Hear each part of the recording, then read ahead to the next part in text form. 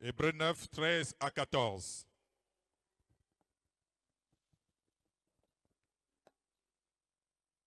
Hébreux 9, versets 13 à 14, je lis. Car si le sang des taureaux et des boucs et la cendre d'une vache répandue sur ceux qui sont souillés sanctifie et procure la pureté de la chair, combien plus le sang de Christ, qui par un esprit éternel s'est offert lui-même sans tache à Dieu, purifiera-t-il votre conscience des œuvres mortes, afin que vous serviez le Dieu vivant. Amen. Amen. Alors, nous voyons que le sang des taureaux et la chair, que bien sûr quand on dit la cendre, ça veut dire que c'est la chair. Alors, dans le sang et la chair.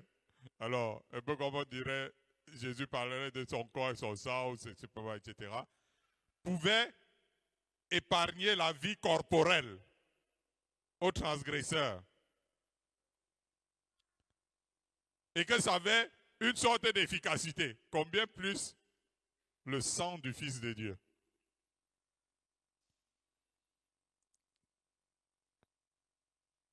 Et le sang du Fils de Dieu, quand ça vient régler le problème, l'apôtre, celui qui écrit dit, pour que vous serviez le Dieu vivant. Ceux qui étaient purifiés par le sang des animaux corporellement ne pouvaient pas servir le Dieu vivant. Ils ne pouvaient pas entrer dans sa présence. Mais lorsque le sang de Jésus coule, maintenant, et qui purifie l'être tout entier, c'est pour rendre possible la communion avec Dieu. Il est incontestable que les sacrifices des animaux sur le plan cultuel avaient leur efficacité, quoique limitée à l'enveloppe corporelle. Nous avons dit qu'il y a des lépreux qui ont été purifiés, non, de leur lèpre, avec le sang des animaux. Dieu a voulu, à travers son propre Fils, c'est-à-dire son propre sang, offrir un sang plus efficace pour le salut de l'humanité. Un sang à mesure de purifier l'âme et l'esprit de l'homme, en plus de son corps. L'autre sang, celui des animaux, était charnel, quoique imbibé des âmes des animaux. Mais le sang de Christ est spirituel et éternel. Le sang des animaux devait être versé tout le temps, chaque jour. Le sang de Christ, c'est une fois pour toutes qu'il s'est sacrifié.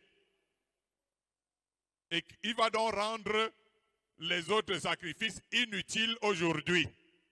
Ça, c'était bon pour hier. Aujourd'hui, les sacrifices des animaux, c'est inutile. Parce que le sang de Jésus a pris la place. Il y avait eu transition, partant du sacrifice des animaux au sacrifice du Fils de Dieu pour purifier et sanctifier les pécheurs. En plus, malgré les sacrifices, comme nous disions là tout à l'heure, le pécheur ne devait pas entrer dans le lieu saint. L'auteur d'Hébreux écrit, ainsi donc frères, nous avons au moyen du sang de Jésus une libre entrée dans le saint sanctuaire. Là où Dieu disait, malgré les sacrifices qu'on avait fait avant, je ne veux pas voir quelqu'un entrer dans ma présence. Maintenant, avec le sang de Jésus, il dit, si ce n'est pas le sang de Jésus que vous passez, vous avez accès dans ma présence. C'est pourquoi lorsque Jésus a donné sa vie sur la croix, souvenez-vous, la Bible dit, lorsque Jésus rendit l'esprit, le voile du temple qui séparait les gens du peuple, les croyants, avec la présence de Dieu Saint, s'est déchiré depuis le haut jusqu'en bas. Lorsque Jésus a donné sa vie, le voile là qui séparait les gens d'avec, là où Dieu habitait, ça s'est déchiré. Qu'à partir d'aujourd'hui, comme mon Fils a donné son sang, vous avez accès à moi.